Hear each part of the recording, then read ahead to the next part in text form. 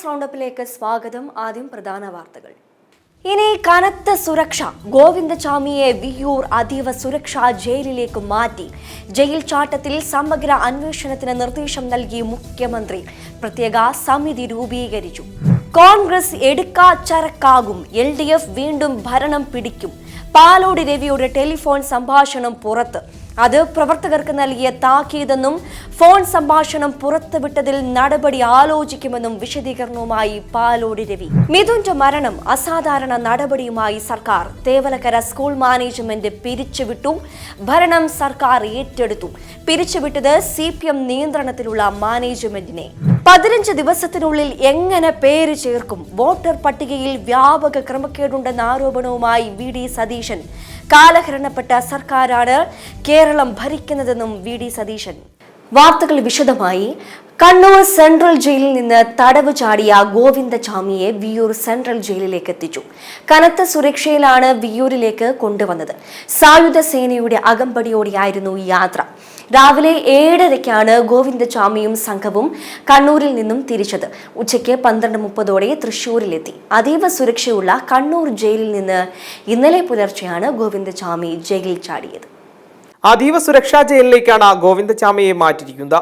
കേരളത്തിലെ കൊടുംകുറ്റവാളികളെ പാർപ്പിക്കുന്ന ജയിലാണ് അതീവ സുരക്ഷാ ജയിൽ. 535 കുറ്റവാളികളെ പാർപ്പിക്കാനുള്ള സൗകര്യം ഇവിടെയുണ്ട്. 300-ലധികം കുറ്റവാളികൾ നിലവിൽ വിയ്യൂരിലുണ്ട്. റിപ്പർ ജയാനന്ദനും ചെന്താമരയും വിയ്യൂരിലാണ് തടവിലുള്ളത്. താഴത്തെ നിലയിൽ GF1ലാണ് ഗോവിന്ദചാമിയെ പാർപ്പിക്കുന്നത്. കൂടെ ഒരു തടവുകാരനെ പാർപ്പിക്കാനും തീരുമാനമുണ്ട്. ഗോവിന്ദസ്വാമിയെ നിരീക്ഷിക്കുക എന്നാണ് ലക്ഷ്യം. ജയിലുദ്യോഗസ്ഥരുടെ റൂമിന് സമീപമാണ് സെല്ല്. നിലവിൽ പരിശോധനകൾ നടന്നു വരികയാണ്. പിടികൂടിയ ശേഷം ഇന്നലെ വൈകിട്ടോടെ ജയിലിലേക്ക് തന്നെ എത്തിച്ചിരുന്നു. സുരക്ഷാ വീഴ്ചയുണ്ടായ പശ്ചാത്തലത്തിൽ 4 ഉദ്യോഗസ്ഥരെ ജയിൽ വകുപ്പ് സസ്പെൻഡ് ചെയ്തു. സെൻട്രൽ ജയിലിനകത്തെ ഇലക്ട്രിക് ഫെൻസിംഗും CCTVകളും പ്രവർത്തനക്ഷമമല്ലാന്നത് ഉൾപ്പെടെയുള്ള കാര്യങ്ങളിലും പരിശോധന തുടരുകയാണ്. M5 news, Thrissur. കുറ്റവാളി ഗോവിന്ദചാമിയുടെ ജയിൽ ചാട്ടത്തിൽ സമഗ്ര അന്വേഷണത്തിന് നിർദ്ദേശം നൽകി മുഖ്യമന്ത്രി. വിരമിച്ച ജഡ്ജിയുടെ നേതൃത്വത്തിൽ അന്വേഷണം നടക്കും. കേരള ഹൈക്കോടതി മുൻ judge justice retired CN Ramachandran Nair, മുൻ സംസ്ഥാന പോലീസ് മേധാവി ജേക്കബ് പുന്നൂസ് എന്നിവരാണ് പ്രത്യേക അന്വേഷണം നടത്തുന്ന സമിതിയിലുള്ളത്. മുഖ്യമന്ത്രിയുടെ നേതൃത്വത്തിൽ ചേർന്ന ഉന്നതതല യോഗത്തിലാണ് തീരുമാനം. നിലവിൽ പോലീസ് അന്വേഷണവും വകുപ്പ് തല പരിശോധനകളും നടക്കുന്നുണ്ട്. ഇതിനു പുറമെയാണ് പ്രത്യേകമായ സമഗ്ര അന്വേഷണം. സംസ്ഥാന chief secretary doctor A Jayathilak, പോലീസ് മേധാവി റവാഡ ചന്ദ്രശേഖർ, ആഭ്യന്തര additional chief secretary Vishwanath Sinha, പൊതുമരാമത്ത് വകുപ്പ് സെക്രട്ടറി K ബിജു, ജയിൽ മേധാവി Balram Kumar Upadhyaya, intelligence additional DGP P Vijayan എന്നിവരാണ് മുഖ്യമന്ത്രി വിളിച്ച യോഗത്തിൽ പങ്കെടുത്തത്. കണ്ണൂർ സെൻട്രൽ ജയിലിൽ ഉണ്ടായത് അത്യന്തം ഗൗരവമുള്ളതും വിശദമായ പരിശോധന നടത്തി നടപടി സ്വീകരിക്കേണ്ടതുമായ സംഭവമാണെന്ന് മുഖ്യമന്ത്രി യോഗത്തിൽ പറഞ്ഞു. അടുത്ത 3 മാസത്തിനകം സംസ്ഥാനത്തെ പ്രധാനപ്പെട്ട 4 ജയിലുകളിലും വൈദ്യുതി ഫെൻസിംഗ് പൂർണ്ണതോതിൽ പ്രവർത്തനക്ഷമമാക്കുമെന്ന് തീരുമാനമെടുത്തു. സൂക്ഷ്മതലത്തിൽ ദൃശ്യങ്ങൾ പകർത്താൻ കഴിയുന്ന ഇന്റലിജൻസ് CCTV 4 പ്രധാന ജയിലുകളിൽ സ്ഥാപിക്കും. താങ്ങാനാവുന്നതിൽ കൂടുതൽ തടവുകാർ ജയിലുകളിൽ ഉള്ള സാഹചര്യത്തിൽ പുതിയ ഒരു സെൻട്രൽ ജയിൽ കൂടി ആരംഭിക്കും. ഇതിനായി കോട്ടയം, പത്തനംതിട്ട മേഖലകളിൽ സ്ഥലം കണ്ടെത്താൻ ശ്രമിക്കുമെന്നും യോഗം തീരുമാനമെടുത്തു. നിലവിൽ നടക്കുന്ന അന്വേഷണങ്ങൾ അതിവേഗം പൂർത്തിയാക്കാൻ മുഖ്യമന്ത്രി നിർദ്ദേശം നൽകി. M5 news, Thiruvananthapuram. ജനങ്ങൾ പിണറായിക്ക് ഈ തെരഞ്ഞെടുപ്പിൽ TC നൽകുമെന്ന് BJP സംസ്ഥാന അധ്യക്ഷൻ രാജീവ് ചന്ദ്രശേഖർ. ഗോവിന്ദചാമിയുടെ ജയിൽ ചാട്ടത്തിലാണ് പ്രസ്താവനയുമായി രാജീവ് ചന്ദ്രശേഖർ രംഗത്തെത്തിയത്. നിരവധി വീഴ്ച സംഭവിച്ചിട്ടും മന്ത്രിമാർ ആരും രാജിവെക്കുന്നില്ല. വീഴ്ചകളുടെ ഉത്തരവാദിത്തം ആരും ഏൽക്കുന്നില്ല. മുഖ്യമന്ത്രിക്ക് കീഴിലുള്ള കേരളത്തിലെ ആഭ്യന്തര വകുപ്പ് സമ്പൂർണ്ണ പരാജയമാണെന്ന് നേരത്തെ തെളിയിക്കപ്പെട്ടതാണെന്നും രാജീവ് ചന്ദ്രശേഖർ വ്യക്തമാക്കി. കേരളത്തിലെ ജയിലുകൾ കുറ്റവാളികളെ കൊണ്ട് നിറഞ്ഞു കവിയുന്നു. സംസ്ഥാനത്തെ ജയിലുകളിൽ കുറ്റവാളികളുടെ എണ്ണം അംഗീകൃത ശേഷിയേക്കാൾ കൂടുതലെന്ന് റിപ്പോർട്ട്. കേരളത്തിലെ ജയിലുകളുടെ അംഗീകൃത പാർപ്പിട ശേഷി അനുസരിച്ച് 7367 തടവുകാരെയാണ് പാർപ്പിക്കാൻ സാധിക്കുക. എന്നാൽ ഈ ജയിലറകളിൽ 10375 തടവുകാരെയാണ് പാർപ്പിച്ചിരിക്കുന്നത്. തടവുകാർക്ക് ആനുപാതികമായുള്ള സുരക്ഷാ ഉദ്യോഗസ്ഥർ ജയിലിൽ നിന്നും അന്വേഷണത്തിൽ കണ്ടെത്തി. 3 ടേണുകളിലായി ജോലി ചെയ്യുന്നത് 5187 അസിസ്റ്റന്റ് പ്രിസൺ ഓഫീസർമാർ വേണം. 1729 ഡെപ്യൂട്ടി പ്രിസൺ ഓഫീസർ തസ്തികകൾ ഉണ്ടാകണം. എന്നാൽ 1284 അസിസ്റ്റന്റ് പ്രിസൺ ഓഫീസർമാരാണ് നിലവിലുള്ളത്. 50ഓളം അസിസ്റ്റന്റ് പ്രിസൺ ഓഫീസർമാർ തസ്തിക ഒഴിഞ്ഞുകിടക്കുകയാണ്. 447 ഡെപ്യൂട്ടി പ്രിസൺ ഓഫീസർ തസ്തികകളാണ് നിലവിലുള്ളത്. സുരക്ഷാ ഉദ്യോഗസ്ഥരുടെ എണ്ണം കുറവായതിനാൽ നിലവിലെ ഉദ്യോഗസ്ഥർക്ക് 24 മണിക്കൂർ വരെ ജോലി ചെയ്യേണ്ട അവസ്ഥയാണ്. ഇത് ജയിലിലെ ക്രമസമാധാനത്തെ ബാധിക്കുന്നു എന്നാണ് റിപ്പോർട്ട്. എല്ലാതരം തടവുകാരെയും ഒരുമിച്ച് പാർപ്പിക്കേണ്ടി വരുന്നു. റിമാൻഡ്, വിചാരണ, ഗുണ്ട തടവുകാരുടെ കാര്യങ്ങൾക്കായി സമയം ചെലവഴിക്കേണ്ടി വരുന്നത് സെൻട്രൽ ജയിലിലെ പ്രവർത്തനത്തെ പ്രതിസന്ധിയിലാക്കുന്നുവെന്ന റിപ്പോർട്ട്. ജയിലിലെ ജീവനക്കാരുടെ എണ്ണത്തിലെ കുറവും അമിത ജോലിഭാരവും ജീവനക്കാരെ മാനസികമായി തകർക്കുന്നുണ്ട്. M5 news, Thiruvananthapuram. സംസ്ഥാനത്ത് LDF ഭരണം തുടരുമെന്ന് തിരുവനന്തപുരം DCC അധ്യക്ഷൻ പാലോടി രവി. പ്രാദേശിക കോൺഗ്രസ് നേതൃത്വവുമായുള്ള പാലോടി രവിയുടെ ഫോൺ സംഭാഷണമാണ് പുറത്തു വന്നത്. പഞ്ചായത്ത് തിരഞ്ഞെടുപ്പിൽ കോൺഗ്രസ് 3ാം സ്ഥാനത്തേക്ക് പോകും. തദ്ദേശ തിരഞ്ഞെടുപ്പോടെ കോൺഗ്രസ് ഇല്ലാതെയാകും. മുസ്ലിം വിഭാഗം മറ്റു പാർട്ടികളിലേക്കും CPM-ലേക്കും പോകും. കോൺഗ്രസ് എടുക്കാച്ചരക്കാകുമെന്നും പാലോടി രവി പറയുന്ന ഫോൺ സംഭാഷണമാണ് പുറത്തു വന്നത്. പഞ്ചായത്ത് തിരഞ്ഞെടുപ്പിൽ 3ാമത് പോകും. നിയമസഭയിൽ താഴെ വീഴും. 60 നിയമസഭാ മണ്ഡലത്തിൽ BJP എന്താണ് ചെയ്യാൻ പോകുന്നതെന്ന് നീ നോക്കിക്കോ. പാർലമെന്റ് തിരഞ്ഞെടുപ്പിൽ വോട്ട് പിടിച്ചതുപോലെ കാശ് കൊടുത്ത് വോട്ട് പിടിക്കും. കോൺഗ്രസ് പാർട്ടി 3ാം സ്ഥാനത്തേക്ക് വീഴും. മാർക്സിസ്റ്റ് പാർട്ടി ഭരണം തുടരും. ഇതാണ് കേരളത്തിൽ സംഭവിക്കാൻ പോകുന്നത്. ഇതോടെ ഈ പാർട്ടിയുടെ അധോഗതിയായിരിക്കുമെന്ന് പാലോടി രവി പറയുന്നു. മുസ്ലിം സമുദായങ്ങൾ വേറെ പാർട്ടിയിലേക്കും കുറച്ചുപേർ മാർക്സിസ്റ്റ് പാർട്ടിയിലേക്കും പോകും. കോൺഗ്രസിൽ ഉണ്ടെന്ന് പറയുന്നവർ BJP-യിലേക്കും മറ്റേതെങ്കിലും പാർട്ടിയിലേക്കും പോകും. പഞ്ചായത്ത് നിയമസഭാ തിരഞ്ഞെടുപ്പോടെ ഇതൊരു എടുക്കാച്ചരക്കായി മാറുമെന്നും പാലോടി രവി പറഞ്ഞു. തദ്ദേശ തിരഞ്ഞെടുപ്പ് ഒരുക്കങ്ങൾ പാർട്ടി സജീവമാക്കിയിരിക്കെയാണ് പാലോടി രവിയുടെ ഫോൺ സംഭാഷണം പുറത്തുവന്നത്. M5 news, Thiruvananthapuram. കോൺഗ്രസിനെ വെട്ടിലാക്കി പ്രാദേശിക കോൺഗ്രസ് നേതാവുമായുള്ള ഫോൺ സംഭാഷണം പുറത്തു വന്നതിന് പിന്നാലെ വിശദീകരണവുമായി തിരുവനന്തപുരം DCC അധ്യക്ഷൻ പാലോടി രവി. പാർട്ടി പ്രവർത്തകന് നൽകിയത് ജാഗ്രതാ നിർദ്ദേശം മാത്രമാണെന്നും വേണ്ട പോലെ പ്രവർത്തിച്ചില്ലെങ്കിൽ പാർട്ടിയെ ബാധിക്കുമെന്ന താക്കീത് നൽകുകയായിരുന്നുവെന്നും പാലോടി രവി മാധ്യമങ്ങളോട് പറഞ്ഞു. കൊല്ലത്ത് സ്കൂളിൽ വെച്ച് വൈദ്യുതാഘാതമേറ്റ് 8ാം ക്ലാസ് വിദ്യാർത്ഥി മിഥുൻ മരിച്ച സംഭവത്തിൽ അസാധാരണ നടപടിയുമായി സർക്കാർ. തേവലക്കര സ്കൂൾ മാനേജ്മെന്റ് പിരിച്ചുവിട്ട് ഭരണം സർക്കാർ ഏറ്റെടുത്തു. വൈദ്യുതി ലൈൻ മാറ്റുന്നതുമായി ബന്ധപ്പെട്ടടക്കം സ്കൂൾ മാനേജ്മെന്റിന് വീഴ്ചയുണ്ടായെന്ന് ചൂണ്ടിക്കാട്ടിയാണ് വിദ്യാഭ്യാസ വകുപ്പിന്റെ നടപടി. CPM നിയന്ത്രണത്തിലുള്ള മാനേജ്മെന്റിനെതിരെയാണ് നടപടിയെടുത്തത്. നേരത്തെ മിഥുന്റെ മരണവുമായി ബന്ധപ്പെട്ട പ്രധാന അധ്യാപികയ്ക്കെതിരെ മാത്രം നടപടിയെടുത്തത് വിവാദമായിരുന്നു. പാർട്ടി മാനേജ്മെന്റിനെ സംരക്ഷിക്കുന്നുവെന്ന ആക്ഷേപം ഉയർന്നതോടെയാണ് മുഖം നോക്കാതെയുള്ള നടപടികളിലേക്ക് എത്തിയത്. നേരത്തെ സംഭവത്തിൽ മാനേജറുടെ വിശദീകരണം വിദ്യാഭ്യാസ വകുപ്പ് തേടിയിരുന്നു. മാനേജറുടെ വിശദീകരണം തള്ളിയാണ് സർക്കാർ നടപടി. മാനേജരെ അയോഗ്യനാക്കി. കൊല്ലം ജില്ലാ വിദ്യാഭ്യാസ ഓഫീസർക്ക് സ്കൂളിന്റെ താൽക്കാലിക ചുമതല നൽകിയിട്ടുണ്ട്. കഴിഞ്ഞ ജൂലൈ 17 രാവിലെയാണ് കൊല്ലം തേവലക്കര ബോയ്സ് ഹൈസ്കൂളിൽ 8ാം ക്ലാസ് വിദ്യാർത്ഥിയായിരുന്ന മിഥുൻ സ്കൂളിൽ വെച്ച് വൈദ്യുതാഘാതമേറ്റ് മരിച്ചത്. സ്കൂളിൽ കളിക്കുന്നിടെ സൈക്കിൾ ഷെഡിന് മുകളിൽ വീണ ചെരുപ്പെടുക്കാൻ ശ്രമിക്കുമ്പോൾ വൈദ്യുതി ലൈനിൽ നിന്ന് ഷോക്കേൽക്കുകയായിരുന്നു. ക്ലാസ് ബെഞ്ച് ഉപയോഗിച്ച് സൈക്കിൾ ഷെഡിന് മുകളിലേക്ക് കയറാൻ ശ്രമിച്ചപ്പോൾ കാൽ വഴുതി വൈദ്യുതി ലൈനിലേക്ക് വീഴുകയായിരുന്നു. മറ്റു കുട്ടികൾക്ക് മുന്നിൽ വെച്ചാണ് മിഥുൻ മരിച്ചത്. സംഭവത്തിൽ സ്കൂളിലെ പ്രധാന അധ്യാപികയെ സസ്പെൻഡ് ചെയ്യുകയും സ്കൂൾ മാനേജ്മെന്റിനെതിരെ പോലീസ് കേസെടുക്കുകയും ചെയ്തിരുന്നു. M5 news, Thiruvananthapuram. തദ്ദേശ തെരഞ്ഞെടുപ്പ് വോട്ടർ പട്ടികയിൽ ക്രമക്കേട് ആരോപിച്ച് പ്രതിപക്ഷ നേതാവ് VD സതീശൻ. വിവരശേഖരണത്തിനെത്തിയവർ CPM പ്രാദേശിക നേതാക്കളുടെ സഹായത്തോടെയാണ് പട്ടിക തയ്യാറാക്കിയതെന്നാണ് പ്രതിപക്ഷ നേതാവിന്റെ ആരോപണം. തദ്ദേശ തെരഞ്ഞെടുപ്പ് വോട്ടർ പട്ടികയിലുള്ളത് മനഃപൂർവ്വം വരുത്തിയ ക്രമക്കേടാണെന്ന് പ്രതിപക്ഷ നേതാവ് ആരോപിച്ചു. മരിച്ചവർ പോലും പട്ടികയിൽ ഉൾപ്പെട്ടിട്ടുണ്ട്. വാർഡുകൾ മാറിക്കിടക്കുകയാണ്. ഒരു കാലത്തും ഇല്ലാത്ത നിബന്ധനകളാണുള്ളത്. 15 ദിവസം കൊണ്ട് എങ്ങനെയാണ് വോട്ടർ പട്ടിക പേര് ചേർക്കുന്നതെന്നും നടപടികൾ പൂർത്തിയാക്കാൻ സമയമെടുക്കുമെന്നും പ്രതിപക്ഷ നേതാവ് ചൂണ്ടിക്കാട്ടി. കുറ്റമറ്റ രീതിയിൽ ചെയ്യാൻ ഈ സമയം മതിയാകില്ല. ഏറ്റവും കുറഞ്ഞത് 30 ദിവസമെങ്കിലും നൽകണം. അബദ്ധ പഞ്ചാംഗമാണ് പ്രസിദ്ധീകരിച്ചതെന്നും VD സതീശൻ കൂട്ടിച്ചേർത്തു. അതേസമയം സർവകലാശാല സമരങ്ങൾ ആവർത്തിച്ചുകൊണ്ടിരിക്കുന്ന തമാശയെന്നായിരുന്നു പ്രതിപക്ഷ നേതാവിന്റെ പരിഹാസം. മതസംഘടനകൾക്ക് എന്തിന് സെനറ്റ് ഹാൾ വാടകയ്ക്ക് കൊടുത്തു? RSS നേതാവിനെ രാജ്ഭവനിൽ കൊണ്ടുവന്നിട്ട് മുഖ്യമന്ത്രി മിണ്ടിയില്ല. പാർട്ടി പരിപാടിക്ക് VC-മാർ പോകാൻ പാടില്ല. RSS വിളിച്ചാലും DYFA വിളിച്ചാലും പോകാൻ പാടില്ല. മോഹനൻ കുന്നുമലിനെ ആരോഗ്യ സർവകലാശാല VC-ആക്കിയത് പിണറായി സർക്കാരാണെന്നും VD സതീശൻ കൂട്ടിച്ചേർത്തു. തെരഞ്ഞെടുപ്പ് കമ്മീഷൻ ജൂലൈ 23 പ്രസിദ്ധീകരിച്ച തദ്ദേശ സ്വയംഭരണ സ്ഥാപനങ്ങളിലേക്കുള്ള തെരഞ്ഞെടുപ്പിലെ വോട്ടർ പട്ടികയിൽ വ്യാപകമായ ക്രമക്കേടുകളാണ്, മനഃപൂർവ്വമായി വരുത്തിയ ക്രമക്കേടുകളാണ്. കഴിഞ്ഞ തവണ വോട്ട് ചെയ്ത പലരുടെയും പേരുകളില്ല. ബൾക്കായിട്ടുള്ള പേരുകൾ, ഉണ്ടായിരുന്ന പേരുകൾ എങ്ങനെ പോയി വോട്ടർ പട്ടികയിൽ നിന്ന്? 3-4 വർഷം മുമ്പ് മരിച്ചവരുടെ പേര് ഇപ്പോഴും വോട്ടർ പട്ടികയിൽ കിടക്കുകയാണ്. ചില വോട്ടർമാര് അവർ താമസിക്കുന്ന വാർഡിൽ അവരുടെ പേരില്ല, വേറെ അപ്പുറത്തുള്ള വാർഡിലാണ് അവരുടെ പേര് കിടക്കുന്നത്. ഒരു വീട്ടിലെ തന്നെ വോട്ട് കുറച്ചുപേരുടെ ഈ വാർഡിലുണ്ട്, ആ വീട്ടിലെ തന്നെ ചില അംഗങ്ങളുടെ പേരുകൾ വേറെ വാർഡിലെ വോട്ടർ പട്ടികയിലാണ്. ഈ വിവരശേഖരണത്തിനെത്തിയ ഉദ്യോഗസ്ഥർ പലരും CPM പ്രാദേശിക നേതാക്കളുടെ സഹായം തേടിയിട്ടാണ് ഈ ക്രമക്കേടുകൾ നടത്തിയിട്ടുള്ളത്. ചില വോട്ടർമാർക്ക് 3 വാർഡിൽ വോട്ടുണ്ട്. 3 വാർഡിൽ ഞങ്ങൾക്ക് അതിന്റെ എല്ലാ തെളിവുകൾ ഞങ്ങളുടെ കയ്യിൽ കിട്ടിയിട്ടുണ്ട്. ഒരു തിരിച്ചറിയൽ കാർഡ് നമ്പറിൽ ഒന്നിലധികം വോട്ട്, അതെങ്ങനെ ഉണ്ടാവുന്നത്? പിന്നെ മാത്രമല്ല, വാർഡിന്റെ ഡീലിമിറ്റേഷൻ പൂർത്തിയാക്കിയിട്ടാണ് ലിസ്റ്റ് വന്നിരിക്കുന്നത്.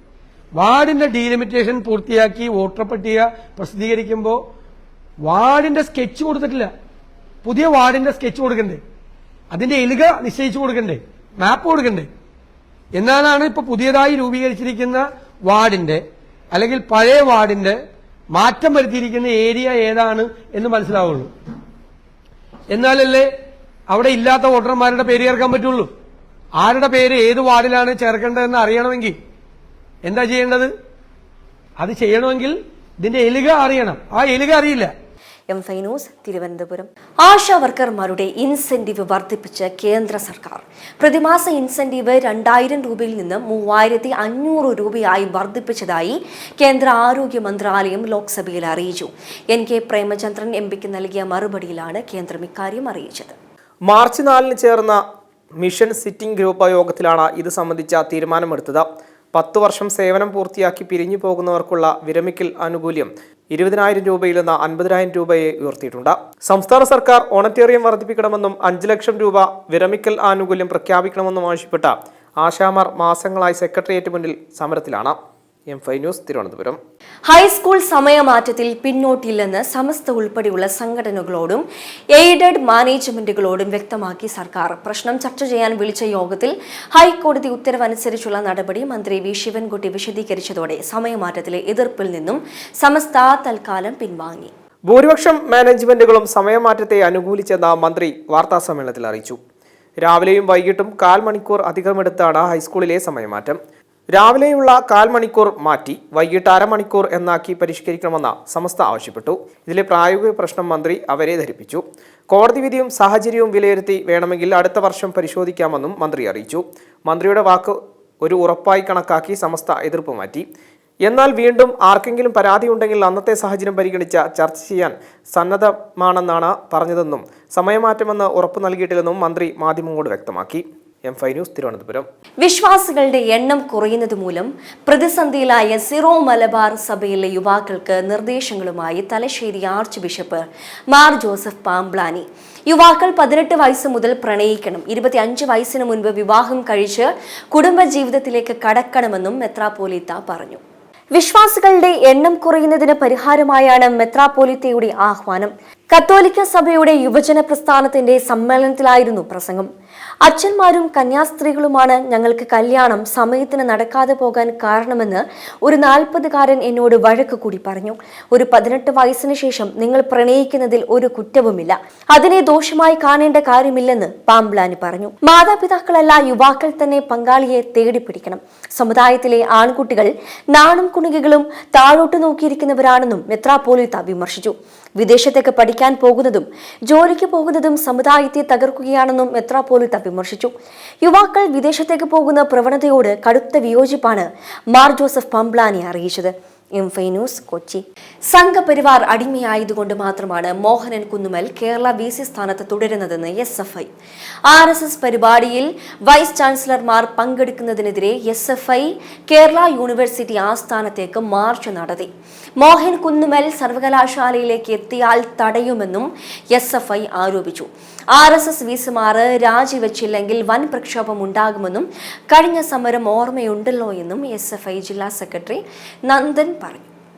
കാർഗിൽ യുദ്ധത്തിലെ ഇന്ത്യൻ സേനയുടെ വിജയം അനുസ്മരിച്ച് പാങ്ങോട് സൈനിക കേന്ദ്രത്തിൽ കാർഗിൽ വിജയ് ദിവസ് ആചരിച്ചു.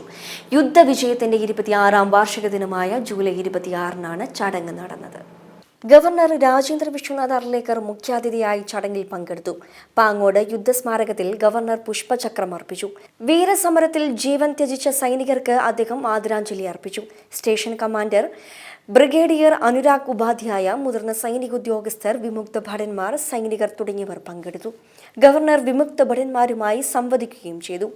1999 കാർഗിൽ യുദ്ധത്തിൽ പാകിസ്ഥാൻ ആക്രമണത്തെ പ്രതിരോധിച്ച് വിജയിച്ച ഇന്ത്യൻ സേനാംഗങ്ങളെ സ്മരിക്കുന്നതിനും രാജ്യത്തിന്റെ പ്രതിരോധത്തിനായി ജീവൻ നൽകിയ വീരസേനാനികൾക്ക് ആദരമർപ്പിക്കുന്നതിനുമാണ് ഓരോ വർഷവും ജൂലൈ 26-ന് കാർഗിൽ വിജയ് ദിവസ് ആചരിക്കുന്നത്. M5 news, Thiruvananthapuram.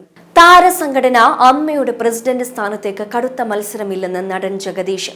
മത്സരിക്കാൻ 6 പേരാണുള്ളതെന്നും സൗഹൃദപരമായ മത്സരമാകും നടക്കുകയെന്നും ജഗദീഷ് തിരുവനന്തപുരത്ത് മാധ്യമങ്ങളോട് പറഞ്ഞു. ഒരുപാട് പേര് വന്നിരിക്കുകയാണ് മത്സരരംഗത്ത്. നിങ്ങൾ തന്നെ ഇതുവരെ സാധാരണഗതിയിൽ ഒരു എക്സിക്യൂട്ടീവ് കമ്മിറ്റിക്കൊക്കെ വേണ്ടി മാത്രമാണ് മത്സരം ഉണ്ടാകാറുള്ളത്. ഇത്തവണ ഓരോ സ്ഥാനത്തേക്ക് വേണ്ടി ഒരുപാട് പേര് നോമിനേഷൻ കൊടുത്തിട്ടുണ്ട്. അതൊരു നല്ല സൂചനയായിട്ടാണ് എനിക്ക് തോന്നുന്നത്. കാരണം കൂടുതൽ ഞങ്ങൾ വർക്ക് ചെയ്യാൻ തയ്യാറാണെന്ന് സന്നദ്ധരായി വരുമ്പോൾ അതിന് നമ്മളൊരു പോസിറ്റീവ് ആംഗിളിൽ വേണം കണക്കാക്കാൻ. തീർച്ചയായിട്ടും അത് നല്ല രീതിയിൽ തന്നെ, കാരണം ഇതിലെ അമ്മ എന്ന് പറയുമ്പോൾ നമ്മുടെ ഒരു താരസംഘടന എന്നാണ് പലപ്പോഴും വിശേഷിപ്പിക്കുന്നത്. താരസംഘടനയ്ക്ക് അപ്പുറം ഇത് അഭിനേതാക്കളുടെ സംഘടനയാണ്. കാരണം ഇതിലേക്ക് ഒരുപാട് ബുദ്ധിമുട്ടുകൾ, കഷ്ടപ്പാടുകൾ അനുഭവിക്കുന്ന ആൾക്കാരുണ്ട്. അവരുടെ വെൽഫെയറിന് വേണ്ടിയാണ് കൂടുതൽ നിലകൊള്ളേണ്ടത്. അവരുടെ ക്ഷേമ പ്രവർത്തനങ്ങൾ ഏതെല്ലാം രീതിയിൽ അവർക്ക് മെച്ചപ്പെട്ട സേവനം കൊടുക്കാൻ കഴിയും, കൂടുതൽ അവരെ ആശ്വസിപ്പിക്കാനുള്ള, കാരണം അവസരങ്ങൾ എന്നൊക്കെ പറഞ്ഞാൽ ഓരോ പീരീഡ് കഴിയുമ്പോഴും അവസരം കുറയുന്ന ആൾക്കാരുണ്ട്. അവരെ എങ്ങനെ നമുക്ക് അവർക്ക് കൂടുതൽ ആശ്വാസം അവർക്ക് എത്തിക്കാൻ കഴിയും, മെഡിക്കൽ ഫെസിലിറ്റീസ് അവർക്ക് എങ്ങനെ കൊടുക്കാൻ കഴിയും, കൈനീട്ടം വർദ്ധിപ്പിക്കാനുള്ള മാർഗ്ഗങ്ങൾ ആലോചിക്കണം, കൂടുതൽ ആൾക്കാരിലേക്ക് കൈനീട്ടം എത്തിക്കാനുള്ള സംവിധാനം ഉണ്ടാകണം, അതിന് ഫണ്ട്സ് ഉണ്ടാകണം. ആ ഫണ്ട്സ് ഉണ്ടാകുമ്പോൾ തീർച്ചയായിട്ടും സൂപ്പർ താരങ്ങളെല്ലാം തന്നെ പിന്തുണ വാഗ്ദാനം ചെയ്തിട്ടുണ്ട്. അവരിപ്പോൾ ഭാരവാഹികളല്ലെങ്കിൽ പോലും ഈ അമ്മയുടെ ഫണ്ട് റേസിംഗ് പ്രോഗ്രാമായിട്ട് മമ്മൂക്കയും മോഹൻലാലും സുരേഷ് ഗോപിയൊക്കെ കാര്യമായിട്ട് സഹകരിക്കാമെന്ന വാക്ക് ഞങ്ങൾക്ക് നൽകിയിട്ടുണ്ട്. അവരിലൂടെ കൂടുതൽ ഫണ്ടുകൾ സമാഹരിച്ച് കൂടുതൽ ആൾക്കാരിലേക്ക് കൈനീട്ടം എത്തിച്ച് ഇപ്പോൾ കിട്ടിക്കൊണ്ടിരിക്കുന്നവർക്ക് കൂടുതൽ കൈനീട്ടം കൊടുക്കാനുള്ള ഒരു സംവിധാനമുണ്ടായി.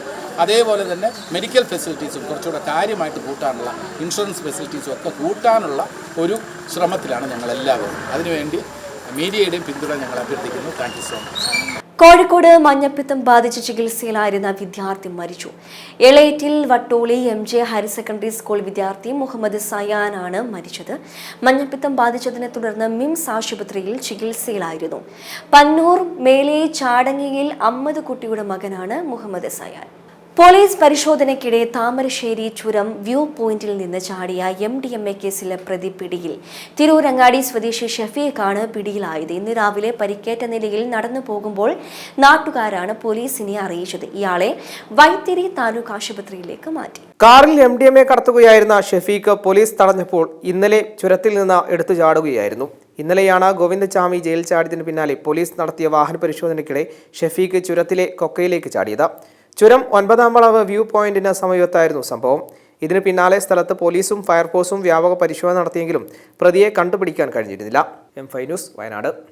പാലക്കാട് വടക്കാഞ്ചേരിയിൽ യുവതി ഭർത്തൃവീട്ടിൽ തൂങ്ങി മരിച്ച സംഭവത്തിൽ ഭർത്താവ് റിമാൻഡിൽ. മരിച്ച നേഖയുടെ ഭർത്താവ് ആലത്തൂർ തോണിപ്പാടം സ്വദേശി പ്രദീപിനെയാണ് ആലത്തൂർ കോടതി 14 ദിവസത്തേക്ക് റിമാൻഡ് ചെയ്തത്. പ്രദീപിനെതിരെ കഴിഞ്ഞ ദിവസം ആത്മഹത്യാ പ്രേരണ കുറ്റം ചുമത്തി കേസെടുത്തിരുന്നു. കഴിഞ്ഞ ദിവസമാണ് കാരമ്പറ്റ കുന്നംപള്ളി നേഖ സുബ്രഹ്മണ്യനെ ഭർത്താവ് പ്രദീപിന്റെ വീട്ടിൽ മരിച്ച നിലയിൽ കണ്ടെത്തിയത്. മരണത്തിന് പിന്നാലെ തന്നെ പ്രദീപിനെതിരെ ആരോപണവുമായി നേഖയുടെ ബന്ധുക്കൾ രംഗത്തെത്തിയിരുന്നു. മകൾ ആത്മഹത്യ ചെയ്യില്ലെന്നും മകളെ പ്രദീപ് കൊന്നതാണെന്നും നേഖയുടെ അമ്മ ജയന്തി പ്രതികരിച്ചിരുന്നു. കേസ് ആലത്തൂർ DYSP N മുരളീധരന്റെ നേതൃത്വത്തിലുള്ള പ്രത്യേക സംഘം അന്വേഷിക്കും. സംഭവത്തിൽ ജില്ലാ പോലീസ് മേധാവി അന്വേഷണ ഉദ്യോഗസ്ഥരുടെ പ്രത്യേക യോഗം വിളിച്ചിരുന്നു. നേഖയുടെ അമ്മയുടെയും ബന്ധുക്കളുടെയും മൊഴിയും അന്വേഷണ സംഘം രേഖപ്പെടുത്തി. M5 news, Palakkad. കേരളത്തിന്റെ മുൻ മുഖ്യമന്ത്രിയും കോൺഗ്രസ് നേതാവുമായ ഉമ്മൻചാണ്ടിയുടെ 2ാം ചരമവാർഷികത്തോടനുബന്ധിച്ച് സൗജന്യ തയ്യൽ മെഷീൻ വിതരണം നടത്തി. പ്രശസ്ത സിനിമാ താരം ജഗദീഷ് ചടങ്ങ് ഉദ്ഘാടനം ചെയ്തു. മന്നം ചാരിറ്റബിൾ ട്രസ്റ്റിന്റെയും ഗ്ലോബൽ ഇന്ത്യൻ കൗൺസിലിന്റെയും ആഭിമുഖ്യത്തിലാണ് ഉമ്മൻചാണ്ടി അനുസ്മരണം ആചരിച്ചത്. തിരുവനന്തപുരം ജഗതിയിലെ ഉമ്മൻചാണ്ടിയുടെ പുതുപ്പള്ളി ഹൗസ് ഭവനത്തിൽ വെച്ച് നടന്ന ചടങ്ങ് ഭദ്രദീപം കൊളുത്തി പ്രശസ്ത സിനിമാ താരം ജഗദീഷ് ഉദ്ഘാടനം നിർവഹിച്ചു. അനുസ്മരണത്തോടനുബന്ധിച്ചുള്ള തയ്യൽ മെഷീൻ വിതരണവും ജഗദീഷ് നിർവഹിച്ചു.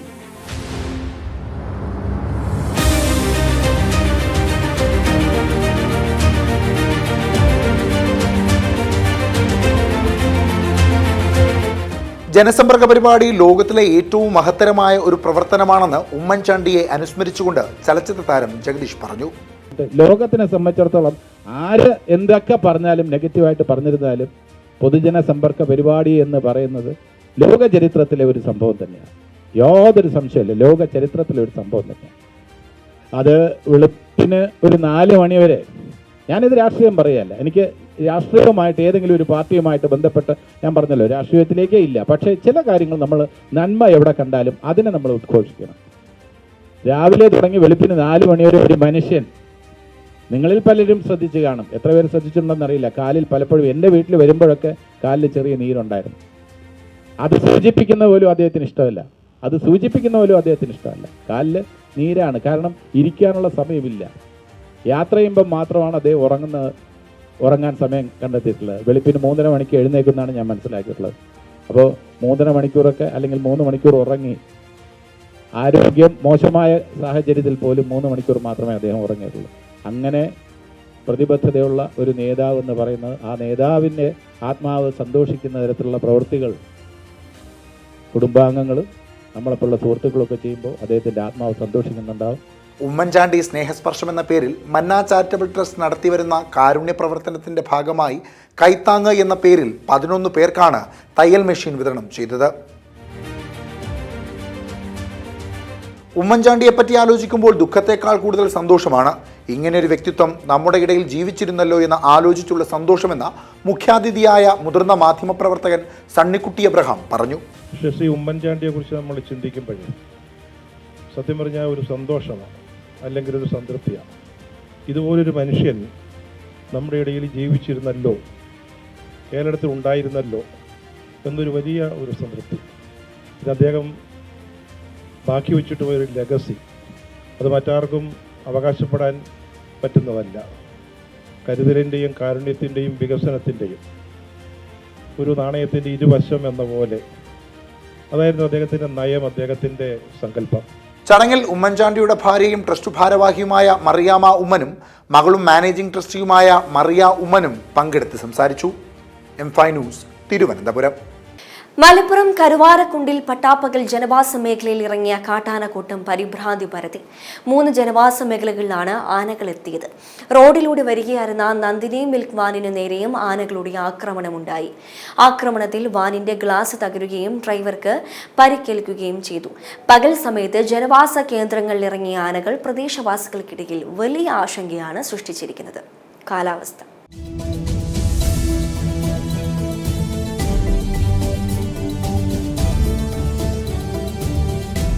സംസ്ഥാനത്ത് അടുത്ത 5 ദിവസം മഴയ്ക്ക് സാധ്യത. ഇന്ന് അതിശക്തമായ മഴയ്ക്കും ബുധനാഴ്ച വരെ ശക്തമായ മഴയ്ക്കും സാധ്യതയെന്ന് കേന്ദ്ര കാലാവസ്ഥാ വകുപ്പ് അറിയിച്ചു.